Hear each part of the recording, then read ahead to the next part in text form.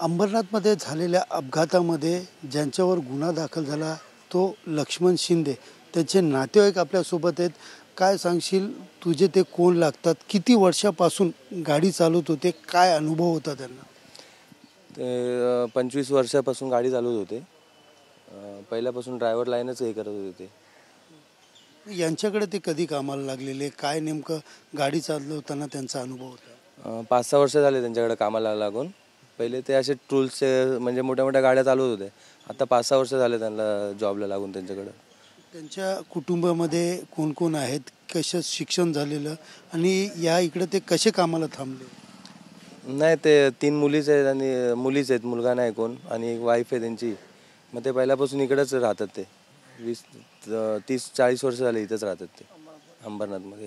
जे आता चोबे आहेत त्या चोबेंच्या गाडीवरती होती, त्या गाडीचा काय अनुभव आहे? किती वर्षापासून ते गाडी चालवत होते? 5 वर्षापासून चालवत होते चोबेची गाडी. हो हो, 5 वर्षापासून तेच नेक्सॉन गाडी तीच चालवत होते 5 वर्षापासून ते.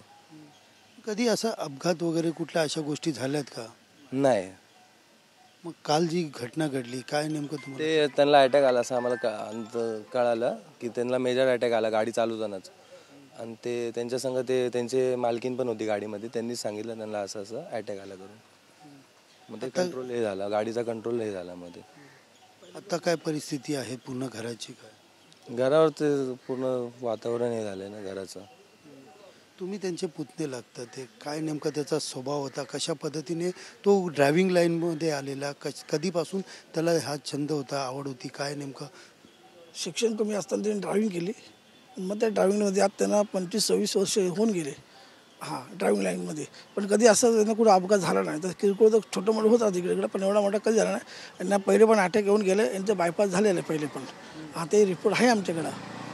पण आता पण अटॅकच आला त्यांना. त्या अटॅक आल्यामुळं हा अपघात झाला. पहिला अटॅक कधी आलेला, म्हणजे त्याचा काय उपचार वगैरे काय? सगळं उपचार चालू होते, दवागोळ्या चालू होते. त्यांचं बायपास सर्जरी झालते. त्यांचं बायपास पण झालं. ते पाहुणे ते आमच्या इथले नातेवाईक आहेत. बायपास झालं आता त्याला 1-2 वर्ष होऊन गेले असतील बायपास होऊन. त्यांच्या गोळ्या वगैरे सगळं चालू होतं. प्रकृती त्यांची कधी अशी खालवत होती का काय, अशी कधी त्यांना त्रास झाला? नाही, घरचा काही विषय नाही त्याचा. घरचं सगळं चांगलं आहे. गरीब परिस्थिती येते. ते 2 त्यांना मुली आहेत, मुलगा पण नाही. रेंटवर राहतात ते. त्यांची परिस्थिती एकदम गंभीर आहेत. आणि ते आपल्या ड्रायव्हर लाईनमध्ये आपल्या घरचा घर वगैरे चालवतात आपले. सकाळी तो कधी निघालेला प्रचारासाठी, काल रात्री आलेला, झोपलेला का, म्हणजे त्यांना जो कामाचा ताण होता का, कशावरनं हे सांग? त्यांचा टायमिंग होता कामाचा, सकाळी 10 ते संध्याकाळी 8 वाजेपर्यंत. त्यांचा कामात टायमिंग होता. आणि ते ओव्हर टाईम वगैरे असं करत नसतात कधी. टाईम झालं घरी 9च्या आत घरी यायचे. काल सकाळी ते किती वाजता निघालेले? 10:30 सकाळी 10:30ला निघालेले ते. सकाळी 10:30ला निघालेले. मग काय त्यांनी फोन वगैरे करून घरच्यांना काय सांगितले, माहिती दिली का? नाही, ते त्यांची मिसेस गुजरातला गेले ते. ते कालच आले. तर फक्त त्यांनी सांगितलं होतं कधी येणार आहे, तेवढं फोनवरती ते बोलणार मिसेस बरोबर, तेवढं, बाकी काही विषय नाही. तर गाडी चालवताना कधी फोन वगैरे वापरत नाही ते. काल घरच्यांना ते गुजरातवरनं आल्यानंतर भेटले का, का फक्त फोनवरतीच बोलत? नाही भेटले ते. घरच्यांना भेटले ते, एवढं आहे. घरच्यांना काय कल्पना, जेव्हा न्यूज पसरली तेव्हा सगळ्यांना माहीत पडलं, तेव्हा घरच्यांना माहीत पडलं. तुम्हाला कसं माहिती पडलं? आम्हाला फोन आला की अपघात झाला म्हणून मित्रांचा, माझ्या मित्रमंडळीचा. तर त्यामध्ये ह्यांचं नाव कळालं. तर मग तेव्हा आम्हाला ती माहिती भेटली. आता काय मागणी आहे तुमची, काय व्हायला पाहिजे? कारण आता त्यांच्यावर गुन्हा दाखल केला आहे की त्यांचं कुठंतरी दुर्लक्ष आहे, हलगर्जीपणा आहे. तर आमच्या अजून काय, आम्ही काय सध्या त्या परिस्थितीमध्ये नाही आहे.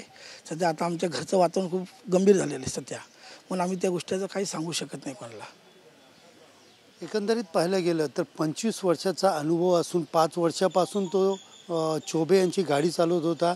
आणि हा अपघात जो आहे हा म्हणजे त्याचा बायपासही या पहिलेही झाला होता. आणि प्रकृतीची त्यांना नेहमी कुठेतरी प्रकृतीमध्ये बिघाड देखील व्हायचे.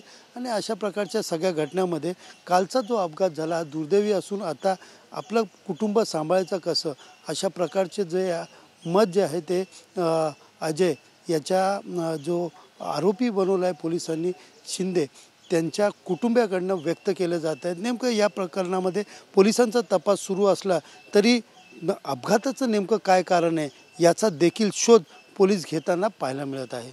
कॅमेरा पर्सन गणेश रहाटेसह सुनील जाधव, TV9 मराठी, अंबरनाथ.